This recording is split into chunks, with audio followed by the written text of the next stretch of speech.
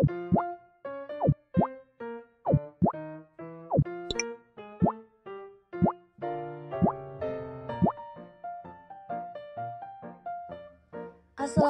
warahmatullahi wabarakatuh. Salam Om Swastu, Namo Buddhaya, salam kebajikan. Halo teman-teman semuanya, kami dari tim Media Pembelajaran Digital, Pendidikan Biologi Fakultas Keguruan dan Ilmu Pendidikan Universitas Sriwijaya yang beranggotakan Salusabina Zara Aron dan Oktaya Humairah. Pada video kali ini, kami akan mengajak teman-teman semua belajar mengenai zat aditif dan zat adiktif yang merupakan materi kelas 8. Adapun materi ini dimuat dalam KD 3.6 dan 4.6. Serta indikator pembelajaran yang ingin dicapai yaitu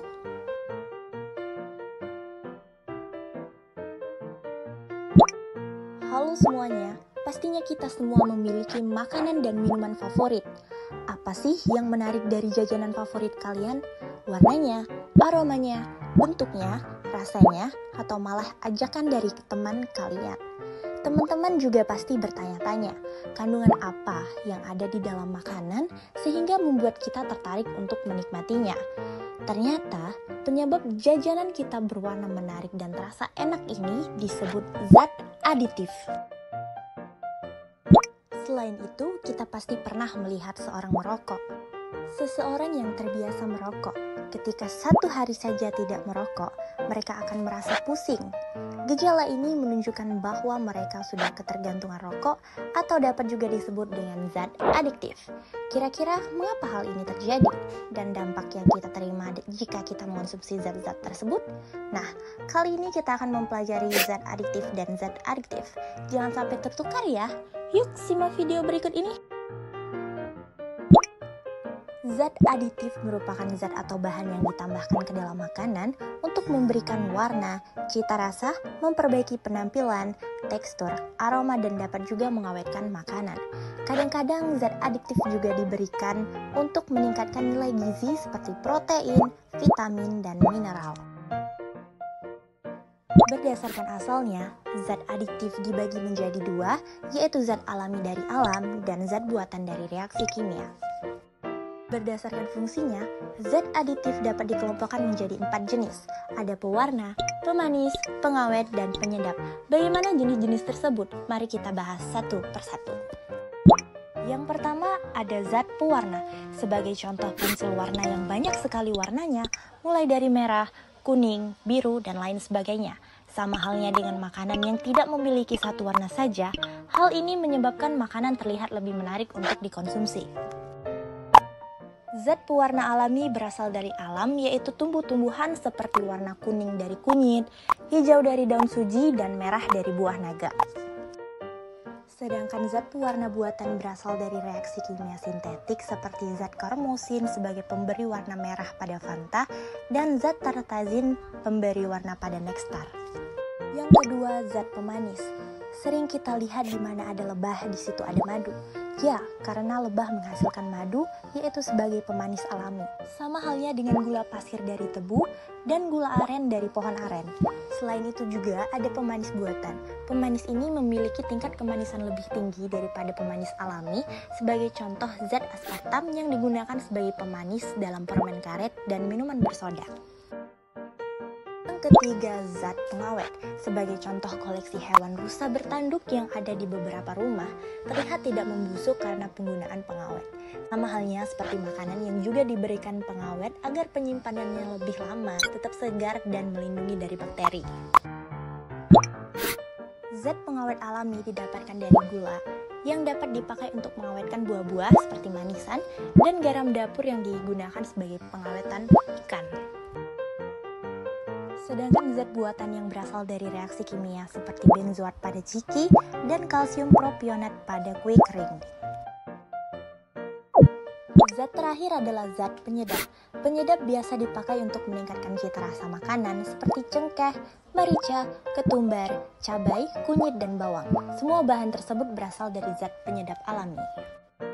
Selain zat penyedap alami, ada pula penyedap dari sintetik bahan kimia sebagai contoh etil butirat yang akan memberikan rasa dan aroma seperti buah nanas pada makanan. Dan contoh yang paling populer yaitu monosodium glutamat atau MSG yang sering disebut sebagai micin.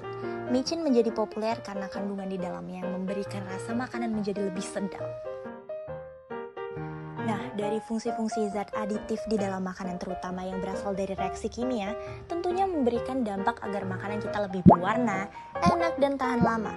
Namun pemberian zat aditif ini yang berlebihan juga akan menimbulkan dampak yang tidak baik bagi kesehatan. Seperti pemberian MSG yang berlebihan akan menyebabkan dampak buruk bagi kesehatan seperti kepala terasa pusing bahkan sampai mual. Oleh karena itu, dalam menggunakan zat aditif perlu adanya syarat dan tes agar tidak memberikan dampak buruk bagi kesehatan kita dan dapat disebarluaskan di pasaran. Baiklah, sekarang teman-teman sudah paham kan mengenai zat aditif itu sendiri? Lalu, bagaimana dengan zat adiktif? Yuk simak lebih lanjut. Jika zat adiktif digunakan di dalam makanan, maka sama halnya dengan zat adiktif. Contohnya, kita mengkonsumsi kopi setiap malam untuk menghilangkan kantuk.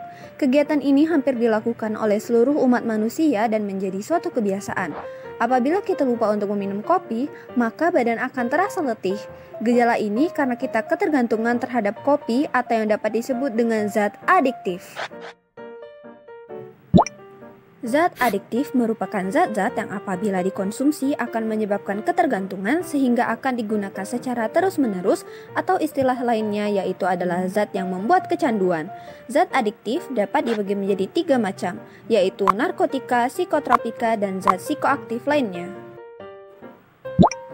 Yang pertama adalah narkotika. Narkotika adalah zat yang bersifat merubah kesadaran, mengurangi rasa sakit, bahkan menyebabkan ketergantungan. Potensi ketergantungan terhadap narkotika dapat dibagi menjadi beberapa golongan. Golongan yang pertama adalah golongan yang potensi ketergantungannya paling tinggi. Contohnya seperti kokain, ganja, dan opium. Golongan kedua adalah obat yang dapat mengurangi rasa sakit luar biasa, bahkan menyebabkan kecanduan. Contohnya yaitu morfin dan petidin. Dan golongan ketiga adalah narkotika yang resiko ketergantungannya paling rendah dan banyak digunakan dalam pengobatan. Contohnya yaitu kodein. Yang kedua adalah psikotropika. Psikotropika adalah obat-obatan yang berfungsi untuk mempengaruhi mental dan perilaku seseorang. Berdasarkan potensi ketergantungannya, psikotropika dapat dibagi menjadi 4 golongan. Golongan yang pertama adalah potensi ketergantungan tinggi dan tidak digunakan sebagai obat, contohnya ekstasi. Golongan kedua adalah potensi ketergantungan tinggi dan digunakan sebagai obat terbatas, contohnya amfetamin dan betafetamin. Golongan ketiga adalah potensi ketergantungan sedang dan banyak digunakan sebagai obat, contohnya adalah pentobarbital. Dan golongan keempat adalah potensi ketergantungan ringan dan banyak digunakan sebagai obat, contohnya adalah diazepam, fenobarbital, dan klorazepam. Yang terakhir adalah zat psikoaktif lainnya. Bahan-bahan ini akan bekerja pada sistem saraf pusat dan menyebabkan ketergantungan jika digunakan secara berlebihan, seperti halnya alkohol, nikotin, dan kafein. Teman-teman pasti sering kan mendengar kata-kata kafein di dalam minuman, terutama minuman kopi ataupun teh. Kafein sering dimasukkan ke dalam minuman karena dapat meningkatkan kerja otak agar dapat mencegah datangnya ngantuk. Sedangkan minuman alkohol dapat menyebabkan mabuk dan nikotin sering terdapat pada rokok yang dapat menyebabkan ketergantungan. Zat-zat tersebut jika digunakan secara jangka pendek akan memberikan efek nyaman, menghilangkan rasa sakit, kantuk, dan timbul rasa menyenangkan.